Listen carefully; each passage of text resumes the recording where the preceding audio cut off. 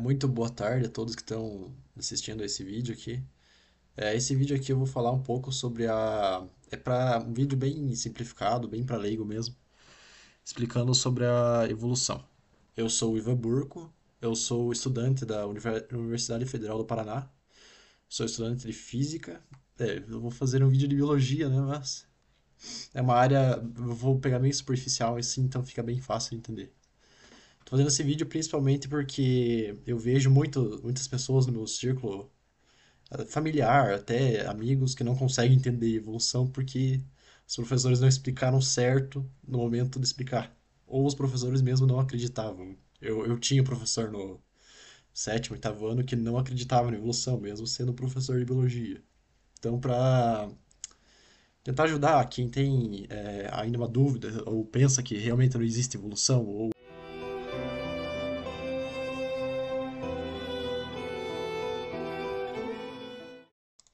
tá, ok, então vamos começar. Então, a evolução foi, no caso, na época, né? Eles estavam começando a questionar sobre a questão do fixismo e do criacionismo, da criacionismo cristão, que as coisas foram, os animais foram, surgiram todas a partir de uma criação divina, surgiram prontas e naquele instante. Daí, a partir dessa mudança de pensamento, que existe uma mudança dos seres vivos, começaram a surgir as ideias evolutivas. Primeiramente surgiu no caso Aristóteles classificou as espécies e tal, fez uma hierarquia dentro das espécies. Linneu fez alguma coisa semelhante a isso também e criou a- o sistema binomial para nomear os seres vivos. Daí foi passando até que chegou Lamarck. Antes de chegar a Darwin, já Lamarck estava propondo, foi o primeiro que sugeriu a mudança dos seres vivos, no caso, né? Lamarck supôs que os seres vivos, se forçasse alguma parte do corpo ou perdesse algum membro, alguma coisa assim, ele conseguia passar essa característica para o filho dele. É uma ideia muito meio absurda, porque a questão de perder um membro fica muito fácil de testar que não é verdadeira, né? Mas a questão de esforçar algumas. Essa ideia do Lamarck ela não está objetivamente errada, porque existem alguns pontos dela que ainda é verdade, porque existe como você estimular alguma parte na vida e tal, que vai ser alterado nos seus descendentes. Mas não é assim tão simples como a girafa estica o pescoço e o pescoço dela cresce. Ou, por exemplo, uma família de ferreiros tá gerações a gerações fazendo equipamentos e ferramentas. Por isso, o filho acaba nascendo com uma habilidade maior para fazer esse tipo de coisa, porque ele foi estimulado. Isso daí é uma ideia muito absurda. E no caso, Charles Darwin acreditava que existia essa mudança, igual Lamarck acreditava também.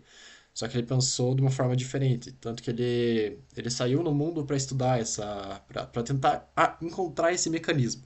Porque ele sabia que existia mudança, mas não sabia como era a mudança. Daí ele embarcou no Beagle, eu não lembro bem a história. Conta, é, conta nos livros dele, eu não li esse livro do Darwin ainda. O único livro que eu li do Charles Darwin, por enquanto, é o livro da Origem das Espécies, que ele escreveu. Esse livro é. Muita coisa que ele escreve aqui tá errada, porque ele estava propondo a ideia ainda, né? Muita coisa ele coloca um teor mais. Eu não diria racista, mas ele coloca a superioridade de. Por exemplo, a abelha europeia é superior à abelha americana, por conta do que a abelha europeia constrói um casulo mais complexo, como se fosse as colmeias são mais complexas, né? E as abelhas, algumas abelhas americanas, né? Não são todas, algumas abelhas americanas têm a colmeia um pouco mais simples, a estrutura mais simples. Daí, na visão dele, era uma abelha menos evoluída, mas não existe isso daí, né?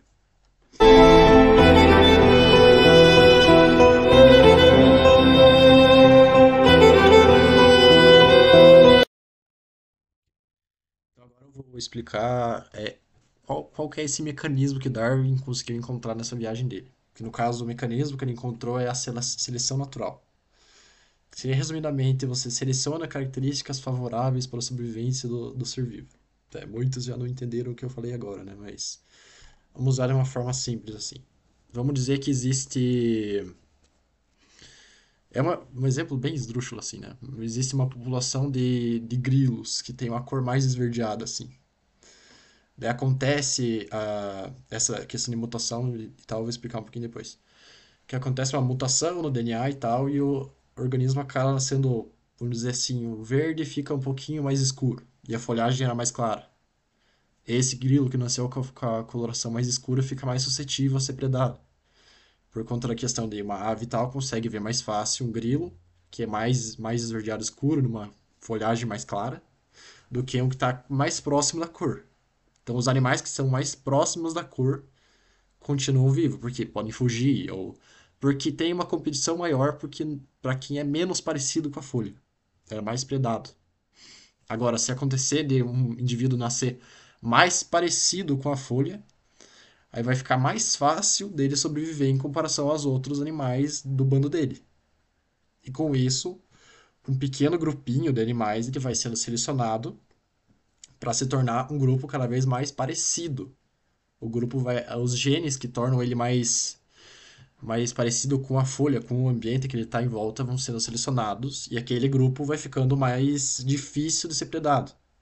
Se isso passar muito e muito tempo, essa separação desse grupo, porque, por exemplo, se um grilo sair desse. Eu só estou usando o exemplo do grilo, mas eu nem sei se grilo fazem grupos ou algo assim. Mas se um grilo acaba indo para outro grupo de grilos que tem uma coloração diferente ou mora em um local diferente, esse grilo não vai se adaptar bem. E os filhotes também desse grilo não vão se adaptar porque são diferentes em outro cenário. Mesma coisa se acontecer de outros grilos virem para cá. Eles vão acabar sendo mais facilmente predados. Então, esses processos de mudança que eu falei que ia explicar posteriormente, eu vou explicar agora, né? Esses processos de mudança do DNA são chamados de. Principalmente tem dois, né? Tem vários, mas o que eu vou explicar agora são esses dois, que é mutação pontual, que é point mutation, e tem a duplicação gênica. Que no caso a mutação pontual é que existem as letrinhas lá no DNA. Você deve ter. Quem estudou. Eu acho que já há muito tempo para explicar isso, né? Tem quatro letrinhas lá no seu DNA. A timina, a timina, a adenina, guanina e a citosina, se eu não me engano. Faz tempo que eu vi isso também. Dessa mutação pontual acaba trocando uma dessas letrinhas por outra letrinha, o que acaba mudando a forma com que o indivíduo vai se desenvolver na forma adulta e tudo mais. Só que essa mutação pontual não geralmente não muda quase nada, mas o acúmulo dessas mutações pontuais pode originar uma característica externa diferente, alguma coisa assim. Já a duplicação gênica é quando um trecho inteiro de DNA que codifica uma proteína é duplicado, ou seja, ela aparece duas vezes dentro do DNA. Um exemplo disso que aconteceu é, por exemplo, com o veneno das cobras. O veneno das cobras surgiu a partir do mesmo gene que faz a coagulação sanguínea. Nossa, já tá de falar. Coagulação sanguínea. Daí ele acaba sendo produzido na. Acabou tendo essa duplicação gênica. Daí ele começou sendo produzido numa parte diferente da boca da cobra. E com o passar do tempo, ela acabou sendo selecionando esse veneno para ele ficar cada vez mais coagulante, ficando cada vez mais mortífero, até que se tornou o veneno que a gente tem hoje em dia.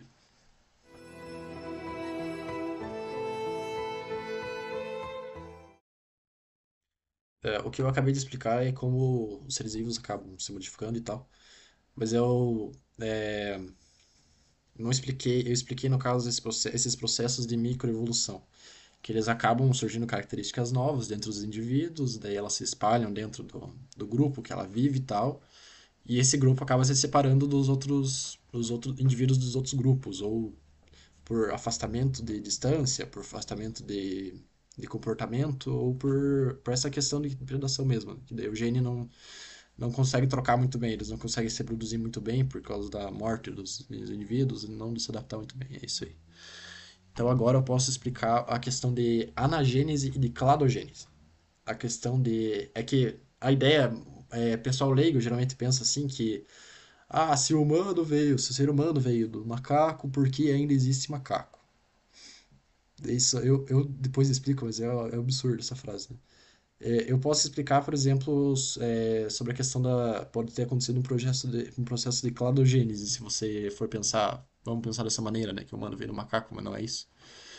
Então seria um processo de cladogênese, no caso. O macaco, que era o ancestral, vamos dizer assim, não é isso, mas eu estou usando só de exemplo, que era ancestral, acabou se separando em dois grupos, vamos dizer assim. Existiu o grupo lá, daí acabou acontecendo alguma coisa, veio uma enxurrada e separou por um rio os dois grupinhos.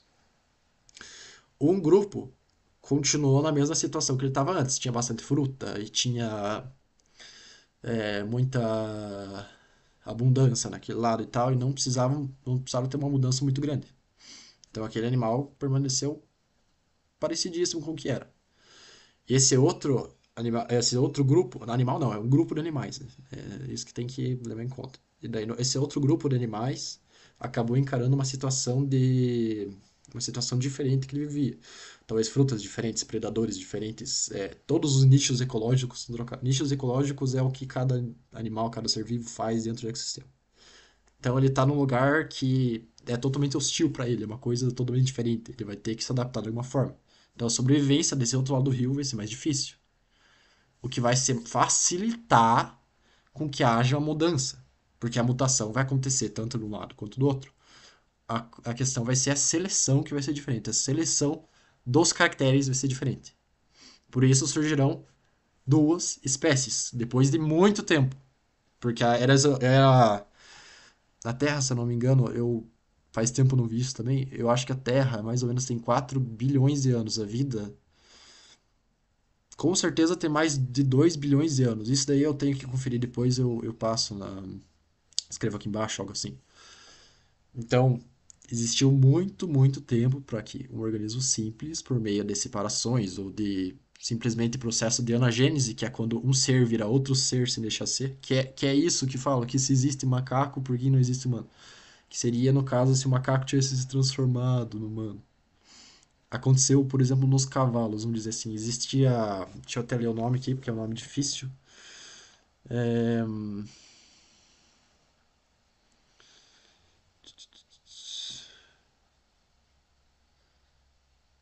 é Modesso.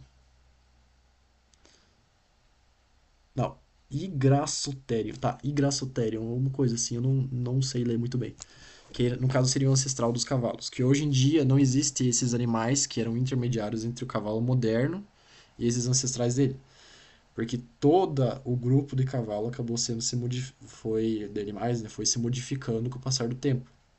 Até que foi sucedendo, né? Um animal acabou se transformando em outro, que se transformou em outro, que se transformou em outro, sem que os ancestrais ficassem vivos. No caso, os ancestrais se transformaram simplesmente. No caso, vamos pensar, eu vou pensar numa situação bem fácil de compreender. Vamos dizer que existe uma jaula com vários ratos, né, albinos.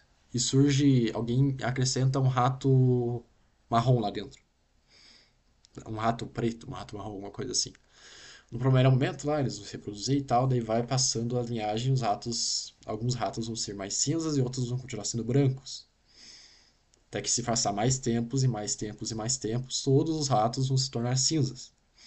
Por conta desse rato diferente que foi colocado, inserido lá dentro, que no caso seria um rato com um gene diferente, algo assim. Daí todo o grupo acabou se tornando semelhante àquele indivíduo lá, por exemplo. Daí ele vai sendo passando para frente, para frente, para frente, até que muitas gerações depois não tem nenhum rato branco lá dentro. É como se fosse toda aquela característica ancestral tivesse sumido. Agora eles todos se modificaram uniformemente. Então os animais vão se modificando e vão trocando genes e tal, até que, tipo, todos os animais do grupo são da mesma espécie e o ancestral acaba não existindo porque ele simplesmente se modificou. Não ficou. Todos sofreram uma pressão seletiva para mudar. Essa é a anagênese. A anagênese é quando um animal simplesmente vira outro. Cladogênese é quando um animal pode virar mais do que um animal. Esses são os dois processos de evolução.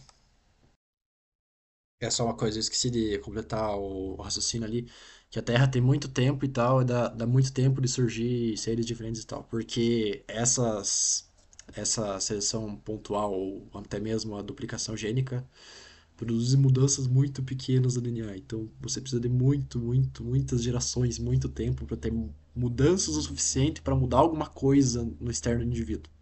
Só para eu não tinha fechado ali no último take, então só para finalizar.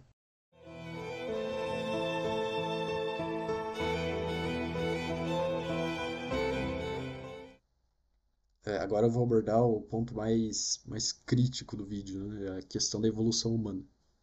Eu vou colocar aqui nesse canto, ou naquele canto, uma imagem que você provavelmente já viu na escola quando você estava estudando evolução, ou você já viu em alguma camiseta, algo assim, que no caso é um macaco que tá, um chimpanzé, na verdade, né? Tá ficando de pé e tá perdendo pelo. Que é tipo uma afronta para evolução, porque essa imagem não representa evolução, essa imagem simplesmente não representa nada. Que, para começar, esses animais que tá mostrando ali nem existem, e não é uma evolução linear. Não é um animal se tornando outro animal. No caso, existe caso que acontece isso, né, que é na gênese e tal. Só que a gente tem que lembrar que quando existia lá, vamos pegar nossos primeiros seres lá que surgiram da nossa linhagem. Que no caso os hominídeos, né, surgiram lá na Ásia, que os hominídeos não, os macacos sem rabo, né, que a gente tem a linhagem dos macacos sem rabo, surgiram lá na Ásia, que depois migraram para a África, migraram lá para a Oceania e tal, e na África surgiu os primeiros australopitecos, que é o primeiro animal que eu vou falar. Existia muitos, tem muita coisa antes disso, né? Se vocês quiserem ver sobre isso, é só. Eu vou colocar o link aqui embaixo dos dois vídeos. Do surgimento e dispersão dos hominídeos. Acho que é esse o nome do vídeo do Pirula, que ele explica bem certinho esses animais e tal. Então, acaba surgindo lá os australopitecos lá, e os australopitecos já têm uma postura ereta. Não existe corcunda, eles são.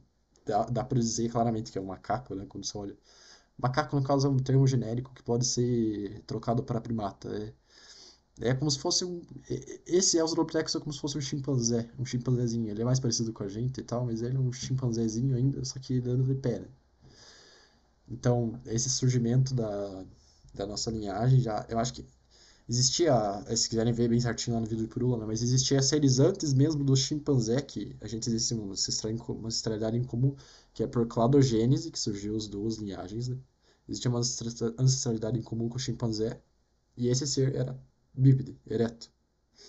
Depois a gente continua ereto, e o chimpanzé que se agachou. Então é o contrário.